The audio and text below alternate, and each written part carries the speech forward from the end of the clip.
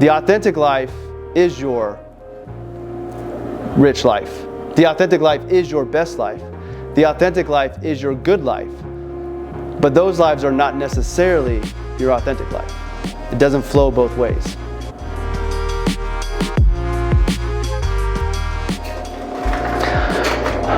All right, well, if anybody struggles in late, we'll let them come in and we won't mug them on the way in. But it's 7 o'clock, and as I talked about last week, I know your time is very precious, so I want to kick things off. And as I will do every week, I always want to start expressing my gratitude for those that come here to hear me share some ideas that I have. It's great to see the returning faces, great to see some new faces. For those that are new, don't worry about last week's talk. You're not going to be missing anything out of this week's talk, meaning what we talk about tonight is a totally unique talk that doesn't rely on last week's talk. Now, with that being said, I do highly recommend you check out the YouTube channel and you can see that talk. You can listen to it on the podcast. The podcast is called On Our Pursuit. It's PRST is the pursuit. I'll give you a little inside information since you guys are here. I'm actually going to be changing the name of it in the future, kind of rebranding it. So I'm excited about that. Nothing about the show is going to change other than I'm going to bring it back under a new name. So you can catch that replay. I also want to thank Tristan and Jeremy again for opening up Geist Coffee after hours, coming back, letting us come here and get together. I do want to plug, recommend coming back. I love the Naranja Blanco. It's my favorite drink. And the bacon, egg, and cheese on a jalapeno cheddar can't be touched. Isn't that right, Roman?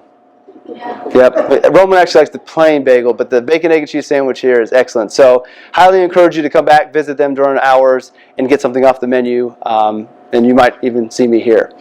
And then finally, I want to thank Morgan again for joining. If you did not see the beautiful video that she made from the last talk, it's on Instagram, and I literally had tears as I was voice noting her, telling her how awesome it was. Yeah, we had crying going back between the voice memos, but she did an awesome job with it. And one of the cool things, just in case you do see it and you may not pick up on it, for those that were here last week, I mentioned J. Cole and that J. Cole moment being on stage. The voice that you hear in the video behind my voice, or the background voice, is J. Cole's voice. So if you didn't know who he is, you might miss that little neat touch that Morgan put in. And I had never heard those words that J. Cole spoke, so it was really, really cool. I have goosebumps now just thinking about it. So, the authentic life. This is potentially a new subject matter for some of us here. If you might have read about it in some of my writing or hear me talk about it on the podcast, but truthfully, this is the most extensive talk I've given on the subject. And I'm really excited to do it because it's something I've thought about a lot over the last year and a half, trying to fine-tune it. And truthfully, I don't know if I give this talk in a year, if I define it the same way I do today. I think over all of the podcasts, over the videos, over the writing, it's been me trying to find the right way to convey what this concept is. And I feel much better about it, but I would love to find it in a more concise, visual way that makes it easier for someone who just stumbles across it to understand it. So if it's new, I want to ask you to come to this conversation with an open mind, be open to possibilities and new ideas. And I thought, what better way to kind of set the stage for that than to do a brief 4 or 5 minute meditation. At the end of the day, tons of thoughts flowing through our mind. You maybe come in with some heavy stuff, and I would love for us to be able to drop into this present moment and shut those things out and come to the rest of the talk with a clear mind. So with that being said, not only are we going to do meditation, but I'm going to do a sound bath as well. Has anybody ever participated in a sound bath before? All right, so worst case scenario, you come out of tonight with a new experience. If nothing else, you now have experienced a sound bath. So, if you've never meditated before, it's super easy.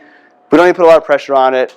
All I need you to do is just kind of find a comfortable position, usually feet on the ground, hands in your lap, hands on your knees, but really just a position that makes you feel comfortable. And then I'm going to ask you to do something that might be a little uncomfortable. I'm going to ask you to close your eyes. We're in a safe space. But close your eyes and just begin to focus on your breath. And there's a lot of ways that you can focus on your breath. You can watch the breath visually go in through the tip of your nose. You can watch it all the way down through your belly. or you can watch the rise and fall of your belly. There's no right way, but the breath can be your grounding spot. So when you have a thought that creeps into your mind, recognize that thought, and then just come back to your breath. And thoughts will come, that's okay. That's a whole part of it. Meditation is not the Buddha position and clear mind. It's thoughts come in, you recognize and let them go. So focus on your breath, focus on the breathing. And I'll get the sound going.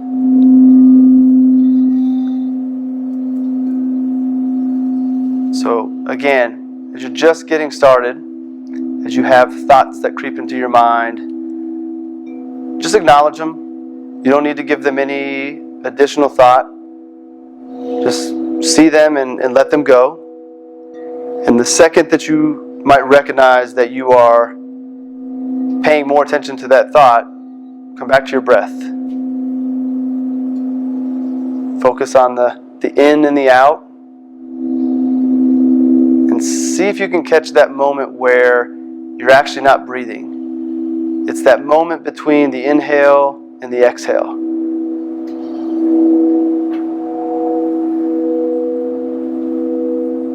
Now, here in a little bit, I'm going to introduce you to this concept of the authentic life. Your authentic life. And as I mentioned, keep your mind open to the possibilities. Don't eliminate anything from what could be or what should be for you.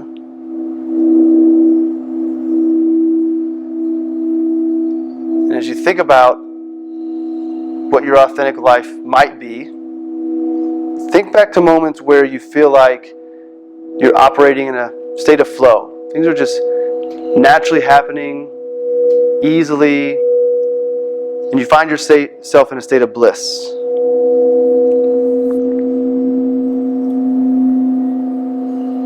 If you can find that moment, what are you doing? Who are you with? How did you get to that state of being?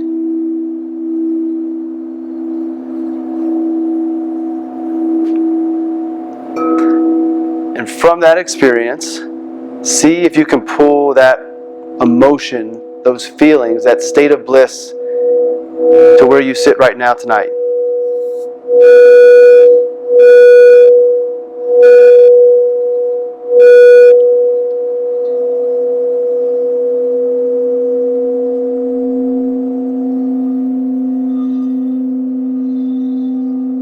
Hold on to that feeling and what it was that you were doing and who you were at that time, who you were with.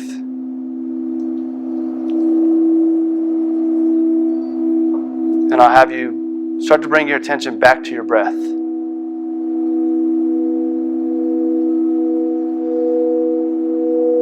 With the rise and the fall, or the inhale or the exhale.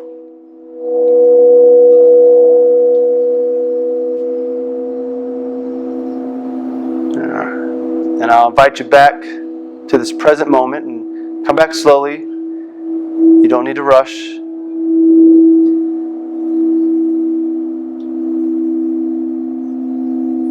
As you slow down your breath, you can begin to slowly open your eyes, maybe blinking them a little bit.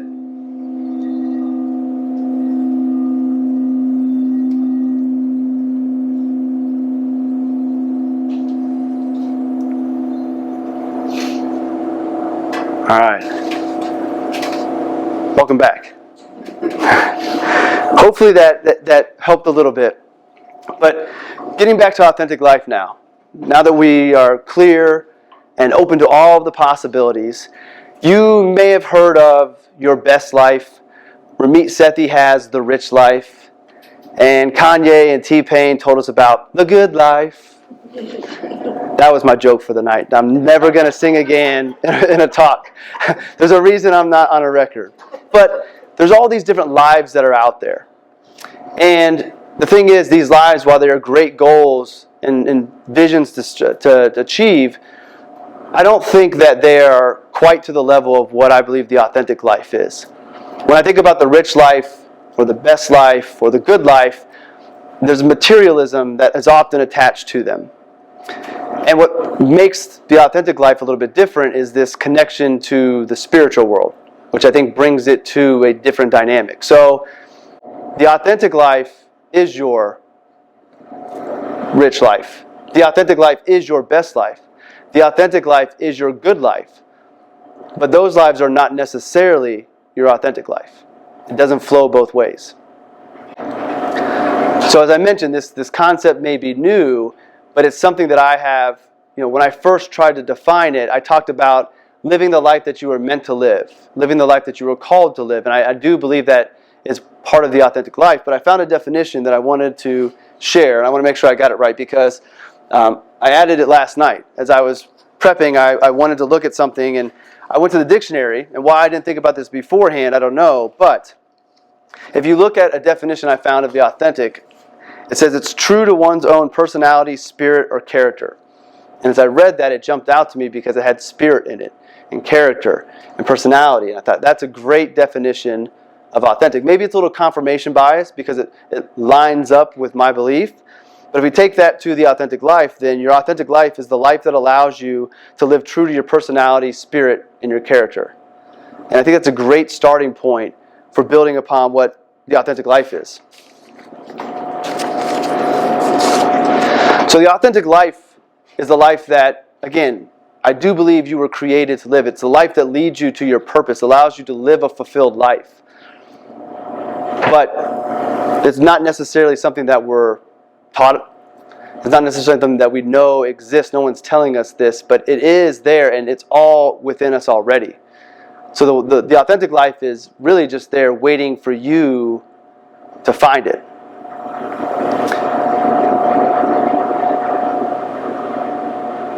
So if we're looking at that as the definition of the authentic life, it's the life that allows you to utilize the gifts and the talents that you have been given from whomever your creator might be. Then it's how do we find that? Well, before we get to how do we find it, I think another way that is helpful for me as I think through what is the authentic life is, what is the authentic life not? So rather than giving the definition, what is it also on the other side, what is it not? Well, the authentic life is not a destination. I don't believe it to be something that you paint this picture of your authentic life and then when you get there, you're done. Your authentic life is something that will evolve and you will evolve with it, hopefully. And later on, there's a talk about that. But it's not a destination. The authentic life is not determined for you by somebody else. If you are not in control of the pen writing the story of your life, it'll be hard to live your authentic life. It can't be determined by somebody else, nor is it someone else's life. Sometimes we look to people, we strive to mimic what they've done and find the success they've had, and we try to be them. That is not your authentic life. That is somebody else's life.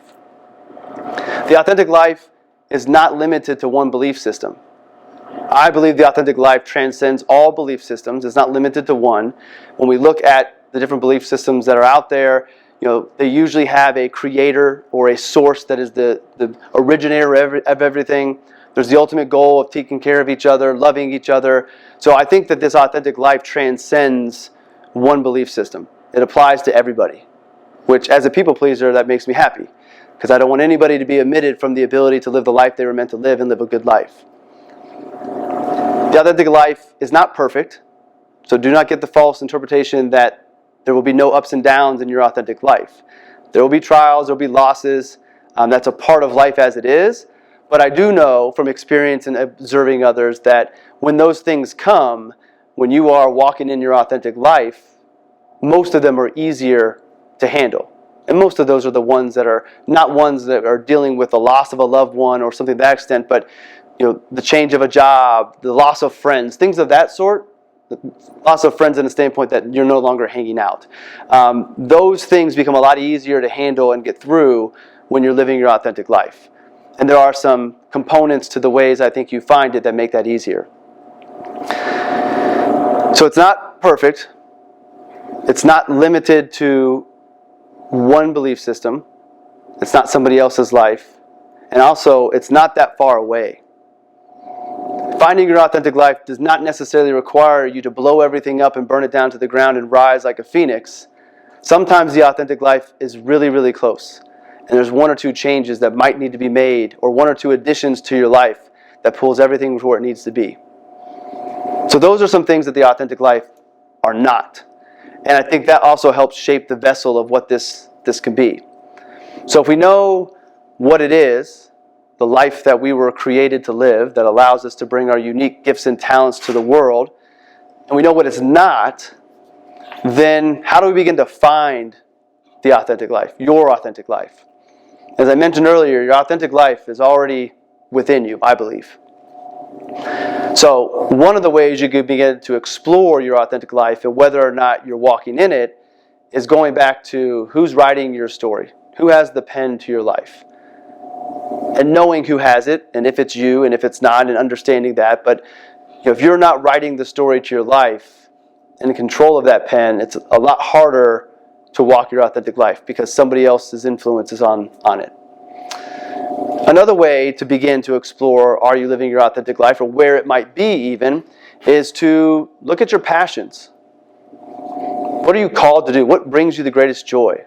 What are the things that you love to do? What are the things you would do for free if you could all the time?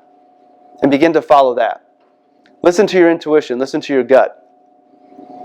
Those are other ways to begin to find what are the components of your life that are missing that should be there. There's a reason you love doing something, whatever it might be. There's a reason Morgan loves photography, because she's great at it. She was meant to do it. It's a reason she wants to do it so bad she brought it back into her life, because there's a reason for that.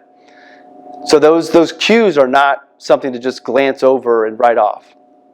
And then if you're serious about finding your authentic life, and this is the area that excites me the most, then you want to seek to find an alignment between your spirit, mind, body, and then I throw money into it. And we'll dive into each of those further. But when you have this alignment, I believe that you are more closer in touch with your Creator, who is helping you figure out who you're supposed to be, what it is you're supposed to do.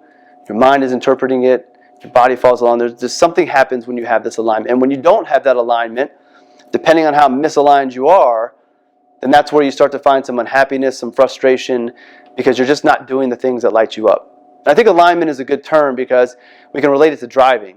Everybody here, I think, is of age to drive except for Roman. And when your tires fall out of alignment, you start to notice it because the steering wheel might be shaking a little bit, or you're pulling a little bit more. And all you have to do is go get it and put it back into alignment, and it drives a lot smoother. I think the alignment of spirit, mind, body, and money allow you to move through life smoother. So let's dive into each of those and spend a little bit more time. So when I talk about spirit, I think we all have a connection to a higher power, and through that is kind of our spiritual connection. And the direct connection I have found to the spiritual side of things is through your heart. And that is how your Creator, your higher power, your source communicates with you, is by sending it to your heart. So if you are connected to the source that created you, that gave you the gifts and talents, there's going to be communication that will be guiding you to what you're supposed to be doing. And if you are in line with that, you have a better understanding. You're pulled away from it less often because you know what it is. Not necessarily easy, but I start with spirit for a reason. I think that is the most powerful because that's the direct connection to what it is you're supposed to be doing. And then comes mind. Your mind, I believe, is one of your most powerful assets, and probably the most powerful asset that you actually have control over. Thoughts create your reality. Your perception becomes your reality. If you find alignment with your spirit, but your mind doesn't believe what your heart is telling you, you're never going to get that to become your reality. So once you find that center with your spirit and you begin to pull your mind over with it, now you have this calling, you have this feeling, you know what you're supposed to be doing, and if your mind believes it, then you can become it. You can achieve it. If you believe it, you can achieve it. So controlling your mind and having, positive thoughts and optimism is a recipe for bringing things together. And then once you get your spirit and your mind together, next up is your body. And there's a physical component of it. Obviously, to live our best life and give our most to everybody else, it's probably best if our body is in as best shape as possible. And not talking about muscle and six-pack shape, but the best shape that we can be in to be able to do everything that we want to. So taking care of it is an important part of it. We only get one body. And anybody who has any health ailments, if you gave them the opportunity to go back and do things to prevent it, they probably would. So it's very important to take care of ourselves. But there's also a deeper part of it in that our body tells us things. And we get cues from our body that if we are not feeling well, we might miss. Because we can't get that strong intuition feeling that we kind of feel in our stomach sometimes, or wherever you might feel it, because we have a headache, or we're not feeling well, or our back is aching because our body's not where it needs to be, then we miss those cues. So there's a physical ability to do things, but there's also the ability to read these signs and these silent cues that we get from other areas, spirit and mind, that are communicating with our body and putting it all together. When your heart feels it and you believe it and your body is moving towards it, you know you're on the right path. And then money doesn't seem like it should fit. And maybe there's a little bias there because I am a financial advisor and money is kind of what I deal with all the time. But we have to have some money in our lives to live our authentic life. And there might be some people whose authentic life is to live off of the earth. But I think for most of us, there is a need for finances to come into the picture. The other reason I incorporate it is I know from experience a lot of people never make big changes. They never go follow that dream because they're afraid of the financial component of it. How can I afford it? Will I make enough? So I bring that in the very end because the first three are the most important. Then you bring the money to the table. And what I've realized and learned is that money becomes a lot easier when you have the alignment of spirit, mind, and body. A lot of our financial struggles that we see come from a lack of identity, come from seeking happiness, come from seeking validation from others, because the individual is not happy with their self. But if you have spirit and mind and body aligned, I find it hard to believe that you aren't confident in who you are and have a sense of self and have self-validation and internal confidence. And if that's the case, then the need to keep up with the Joneses to try to impress them or get validation for them goes away. I also think age brings this. As I get older, I care less about what people think. But I also think that I don't think it's coincidental that I came to that realization as I came to my own alignment. So I think if you find this alignment, you might actually get to that point to where you're not worried about trying to impress other people or what other people think about you, which causes you to spend money maybe when you don't want to. So now your money has more purpose. You know where you want to go. You know what matters most to you. And now you can bring money to that. And what I've noticed is sometimes you find yourself realizing I need a lot less money than I ever thought I needed to live the life that I really want. If I don't need all those things and I'm happy with who I am, doing what it is I'm doing, I can get by on a lot less. So that may solve the scarcity mindset or the feeling of not having enough. Or on the flip side, when you find that alignment and you find out who you really are and you walk in those gifts that you've been given, you become more productive at work. You become better at your job because you're enjoying it and you're doing the thing that you can do better than anybody else. And then you reap the benefits financially of being the best at whatever it is that you do. So you end up making more money by finding what it is that you're supposed to do. There's a concept in the Japanese culture called ikigai.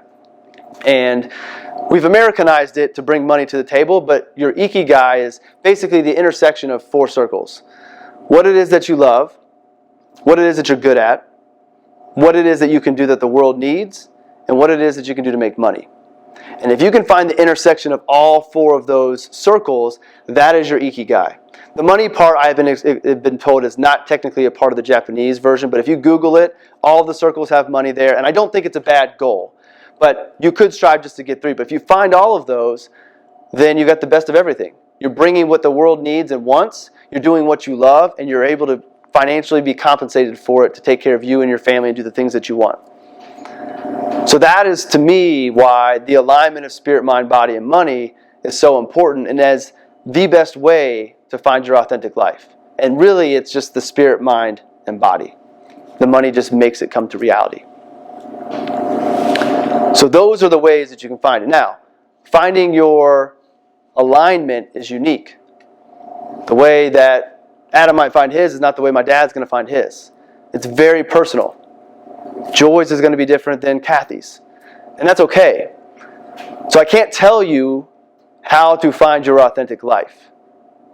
What I can tell you is how I found my own alignment, which led me to mine. And through my stories, maybe there will be some lessons and some ideas that come from you. I'm going to reset the camera as I did last week, so I don't miss any of this. This is a perfect stopping point. He offered to do this, but I told him not to worry about it. So, my story. We'll go back to 2021, when I was doing all of the things. I had my advisory firm, so working with my clients. I had a position at a startup as a chief of staff.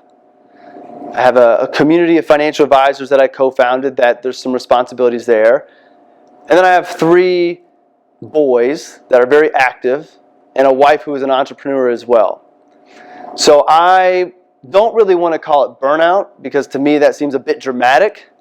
There was no big health event or big scare, but I realized I was doing too much. My eyes were always burning. My mind was always racing. I was taking conference calls in the car between home and work. I had an earbud in my ear at dinner, telling myself that this is only momentary. I just had to be on this call and listen, lying to myself. And I just realized I was doing too much. And I thought back to an exercise that a mentor of mine had me do. He had me plan out my ideal day. And this is an exercise that I will email you a PDF that I've created that will help you plan out your ideal day. It's not the answer to the authentic day, but it's a great, or authentic life, but it's a great first step. And what I realized was that the ideal day I had mapped out, I had in front of me if I were to remove the startup. So being at the startup and having this moment of doing too much and burning out was not a bad experience because in order to do all of the things, I had to prioritize my time. I shifted the majority of my advisory work to the mornings. In the afternoons, I was still on call, I was able to answer calls, but I was doing the startup, and that would go into the evenings. And if I took the startup out of my day, what I was really missing from my ideal day was the ability to have time to create, to write, to express myself creatively, and I could replace the afternoon time with that time. Get back to taking care of myself. I forgot I wasn't working out regularly. I wasn't eating properly. So when I took the startup away and gave myself that time, I began to focus that time back on me. Because I realized another thing that a different mentor had taught me. Mentors are great. If you haven't found one, find one. And you're never too old to have one. But another one of my mentors told me that it was important for us to put ourselves first. So he had a note card that he put on his bathroom mirror. And he had 3 letters. HFW. Health, family, work. Phil Perlman is his name. And I had Phil on my podcast. He told me about this. And I said, Phil, I like that, but I think I would do family health work. He said, no. He said, you got to put yourself first. Because you can't be the best for your family if you're not in your best shape. And I was stubborn and didn't follow that. But then I realized that was true.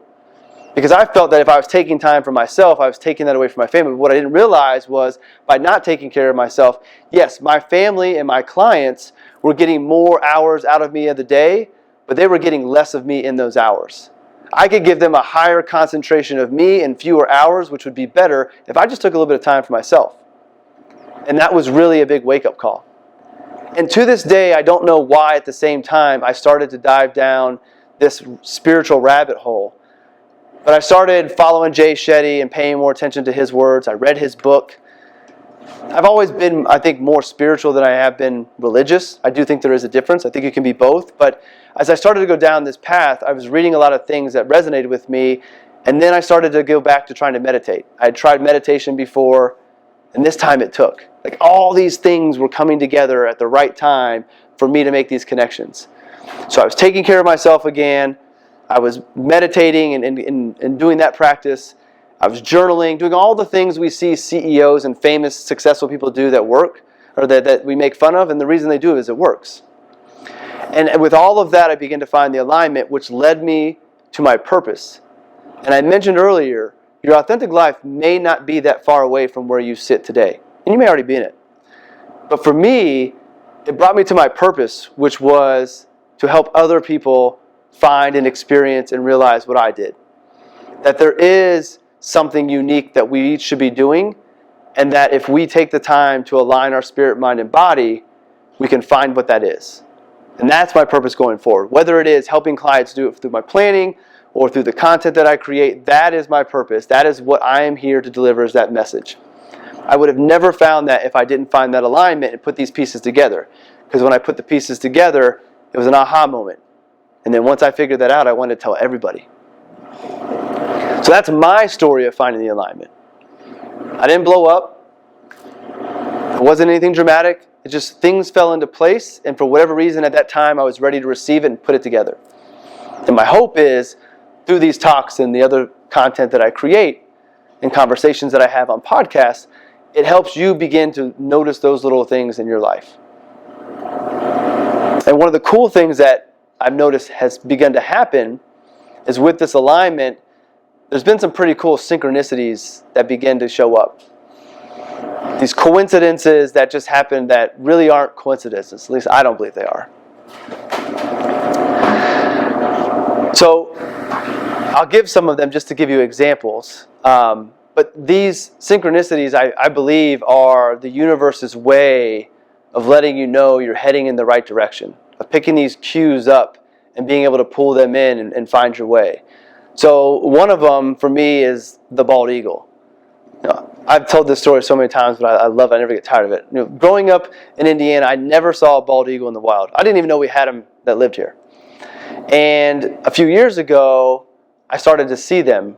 And they weren't random sightings. They always showed up when I was thinking of a decision. When I had something on my mind, a bald eagle would show up. So after the second time of seeing it, because they happened like within a week's time, I went from never seeing a bald eagle to twice in a week.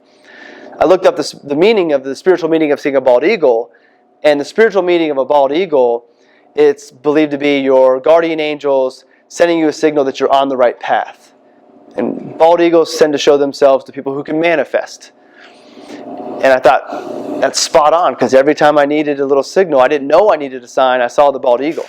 And they continue to show themselves at just the right time. And I don't have to look for them. And part of me wonders if the bald eagle was always there. I just never saw it because I didn't have that alignment. Or I wasn't present. So maybe it was always there, I just didn't see it. It's kind of like those pieces of art back in the day when I was younger where you would stare at it and then all of a sudden an image would reveal itself. Like your eyes had to align just right to see the image, otherwise it was just like hard to see. There's no image there. It's almost like I had to have the alignment for the bald eagle to reveal itself to me. And now the cool thing is, Roman's starting to see it. I was in San Diego last week giving a talk. I get a text message, giving a talk to advisors about helping advisors realize they should be helping their clients live life, not just get through life. So a conversation that pulls a lot of this into it, trying to encourage my peers to bring this to the table. And they were doing the ideal day exercise. So I had this break in my presentation. I looked down, I have a text from Roman. Dad, I saw K-Dot. K-Dot is the name we gave the bald eagle that lives over around Geist, Kendrick Lamar.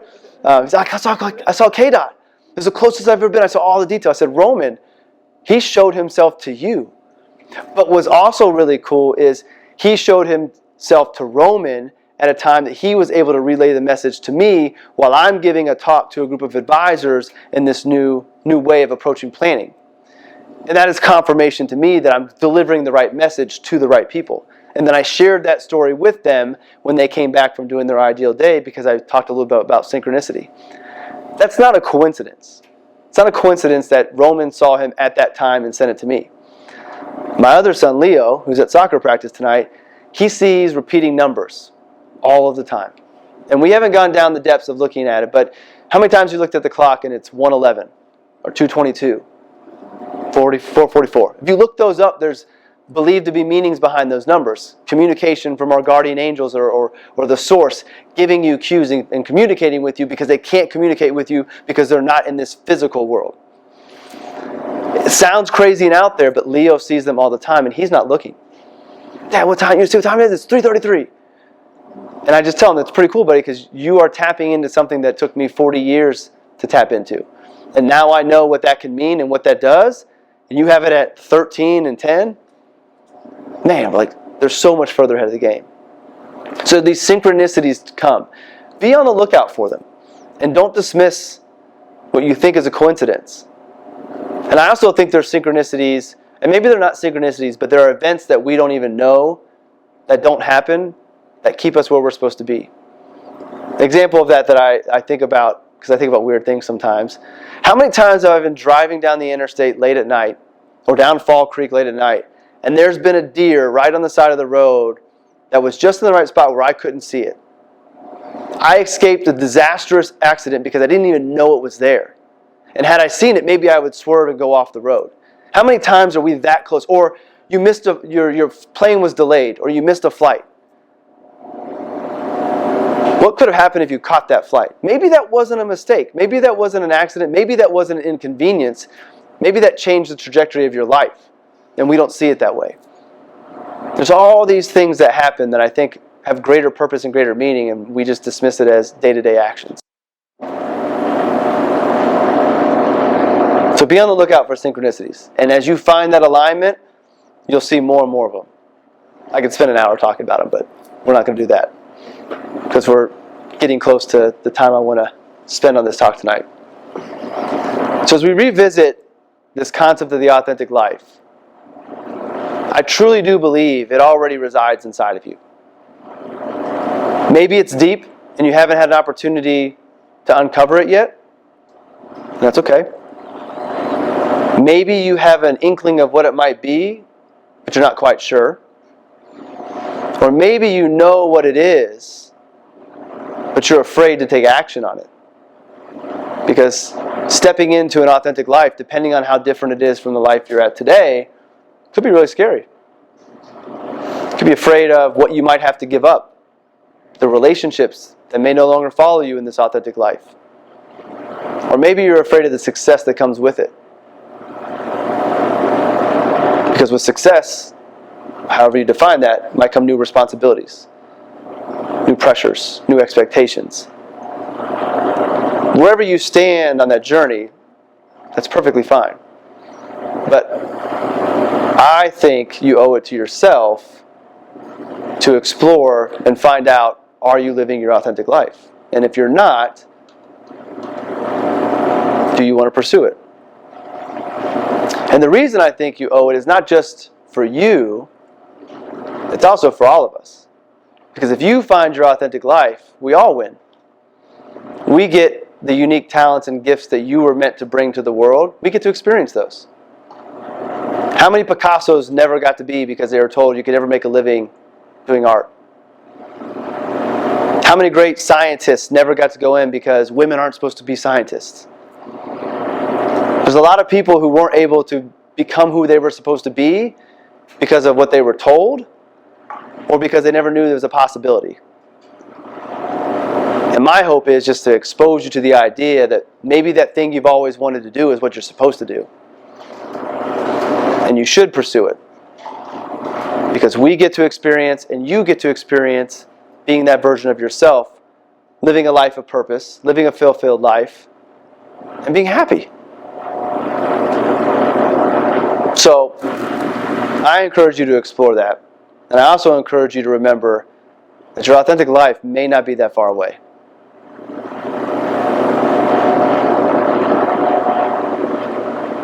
Thank you.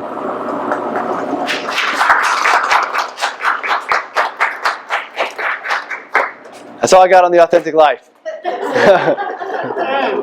But like I said, I genuinely think that if I were to give this again in a year, it will be more refined, it'll be more concise, and I think it'll be easier to grasp what it means. But for me, this is part of the process. If I were to constantly say this in my head or just write it down, I don't make progress on figuring out what is the authentic life. But being able to share it with all of you and getting it out there, and over time getting feedback, listening, re-listening to it, and hearing it back, it will help me figure out how can I better explain what that authentic life is. So thank you for giving me the opportunity to not only share the message, but fine-tune the message so that it becomes easier for other people to find it. So I'll have this podcast out hopefully in a couple days, and then we've got The next talk is next Wednesday, same time. Designing a plan to pursue your authentic life. And I promise it's not only financial planning. There's not very much finance in it. Then we'll take a break because we got Thanksgiving. We'll come back after Thanksgiving. We'll talk about regaining control of your mind. And then the final one will be December 6th, where we talk about evolving with your authentic life. So again, if you can make those, that would be awesome. I'm excited to share the space and get the feedback and the energy back from you. But if not, there'll be replays, there'll be podcasts, and hopefully that'll help out. So I appreciate your time tonight. Thank you for coming out, and look forward to doing it again in a week.